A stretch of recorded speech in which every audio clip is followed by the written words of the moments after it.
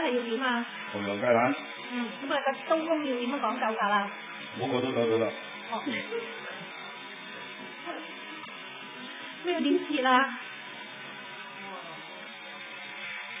哦。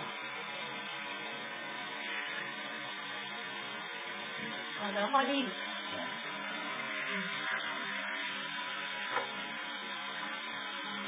批咗啲葉先，唔要花。